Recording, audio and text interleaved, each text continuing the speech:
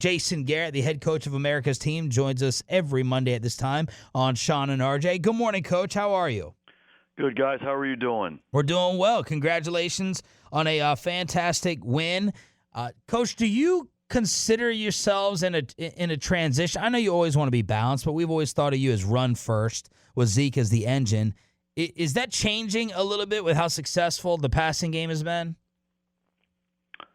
Obviously, we want to attack different ways, and we believe strongly in having balance and running it and throwing it and doing each of those things different ways. And I think if you look at the game yesterday, that's really what we did. I think we actually ran it more than we threw it in the game. We threw it a little bit more early, and then we're able to run the ball later in the game when we're ahead. So, I think that's what you try to do every time you break the huddle. If they have to deal with both, you're that much more of a threat offensively, and I think we've done a good job of that through the first couple ball games.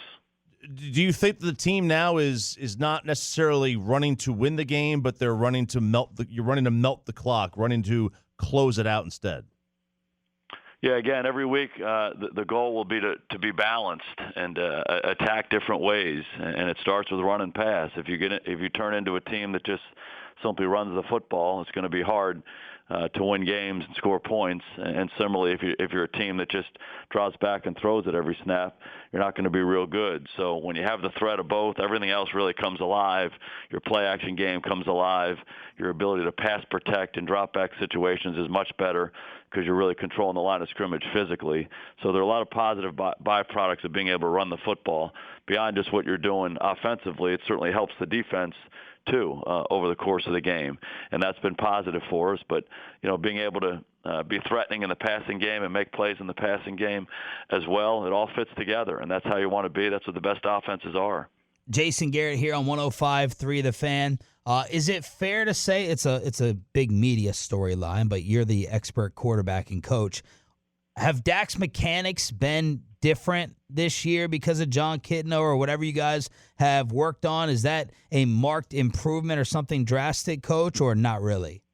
Oh, I think Dak has improved in every aspect of his game over the course of his now 4 years, and he works very hard every day at everything. His footwork, his mechanics of his delivery, his understanding of what we're doing and what defenses are doing, and he just is a very dedicated player and determined and very purposeful in his work.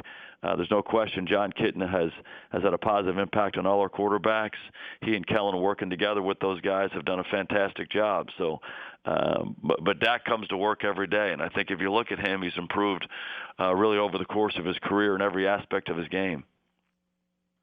Jason Garrett joins us here on 105 through the Fan. It looks like Dak wants to go downfield more. Are these downfield throws that you guys are making planned going in? Is that just like he is looking to make a downfield play? Again, I think you want to attack defenses a lot of different ways. And, we have some receivers who can really stretch the defense. And if you have an opportunity to do that, typically those plays have a deep option, an intermediate option, and a short option. And certainly it starts up top. If you have a chance to take advantage of making a big play, you want to do that, and then you work your way through the progression. I think a big part of our ability to do this over the first couple of games is how well we've protected. The line's done a fantastic job, giving him a place to throw the ball, very comfortable in the pocket really throughout the game, hasn't been hurried much. So, again, I think that goes back to our ability to control the line of scrimmage in the running game. The protection gets better, and then you have some options down the field. So, when you have chances to go vertically down the field and make big plays, you absolutely want to take advantage of them.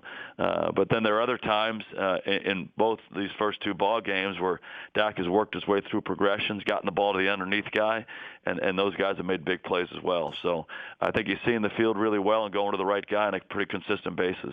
Coach, one of the few misfires, he had the interception off the hands of Randall Cobb, and then there was a deep ball down the field to Michael Gallup with Josh Norman in coverage. What was the play or the miscommunication on the non-connection with Gallup down the field? Was that Michael turning a wrong way or Dak in a wrong spot? What was that about? I don't want to go too much into the details of it, but Norman gave us a little bit of a funny look.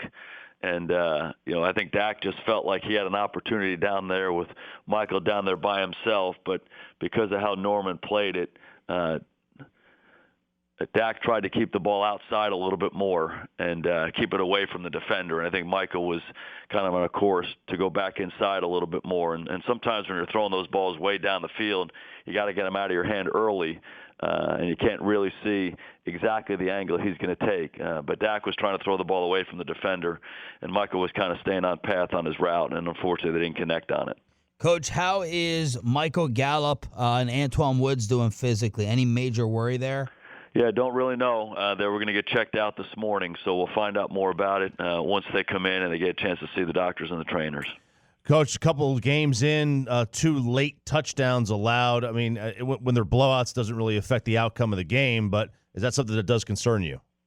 Certainly want to finish the game better, defensively. There have been a couple situations where, we are going to bleed the clock a little bit, and we're going to allow them to have some completions and move the ball by not making some big plays. But, both in the Giant game and the game yesterday, we haven't done a good enough job, functioning in those situations and really making it hard on the opposing offense.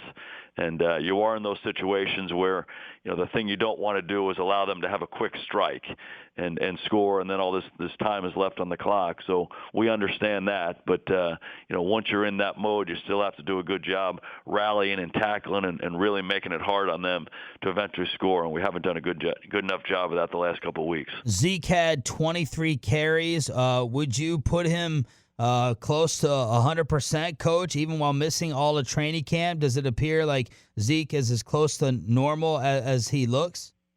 Yeah, I'm not great with the percentages, but he certainly looks better and better. And I think the progression's been a good one. He practiced 3 days prior to that Giant game, and we gave him some work. We didn't give him a ton of work. I think he played less than 40 snaps. And then in this game yesterday, he played a little bit more, and I thought he played really well. He ran hard. He ran tough. He's starting to look like himself. So he's worked very hard. Even when he was away, you could tell he worked hard. He came back in really good shape. His weight was really good, and I think he's just getting himself back into football shape. But he's played very well in the last couple of games. I think he's really starting to feel more and more like himself. Speaking of also coming back, it looked like Byron Jones had a nice game, especially in the first half. What was your evaluation of Byron's play? Yeah, it looked like he did a good job in the game. And again, when these guys have been out with injuries, so much of it is just getting your football feet back underneath you, and whether that's in practice and then transferring that to the game. And, he got some snaps last week against the Giants, more in this game, and he looked more and more comfortable out there. Coach, you move on to Miami. It's no secret. I mean, they've had a tough start, to put it nicely. Is this a tough week for you as a coach to keep the players focused on the task? Because just looking at it, it's something that everybody knows. They're just not very good right now. Well, again, we focus so much on ourselves and what we need to do, and that's something we preach on a daily basis, week in and week out. It's less about the opponent you're playing and more about us and what we need to do to play our best football. So, we as coaches, that's our job really every week, every day, to make sure we come in with that kind of focus and that kind of determination to be our best. So if anybody's ever taken a snap in the National Football League, the guy across from you is a damn good football player, or so he wouldn't be there. The coaches are damn good. So you have to prepare yourself the right way to go play your best every week. Coach, how long did it take, if you don't want to talk about Dak, that's fine, how long did it take you, schematically to not have to think anymore with a playbook? X's and O's, was it year 3, around year 4? With your experience working with quarterbacks, when does where to go become kind of second nature? I think at that position, it's always a work in progress. There's some great examples in the league of guys who've been playing for a long, long time. And I bet if you ask them, they're working on their craft. They're working on every aspect of it. And they're always trying to get to that level, like you just described, where everything is inside of them and it's internalized and they can just go play. So I think there are levels of that. There are degrees to that. And, Dak, obviously his first year, won 13 games for us. So there are many situations where you'd say, boy, he seems really comfortable out there. He seems to have internalized it. But he would be the first to tell you that year 2 was better than year 1 in that regard. Year 3 better than year 2. And then year 4, hopefully better than year 3. So it's a process that guys go through at all positions, particularly at that position. There are so many different facets to it. So you're always trying to push through that limit, push through that ceiling to take that feeling to another level. And his work ethic and his approach is so purposeful every day, and I think he'll continue to grow in those areas as he continues to play.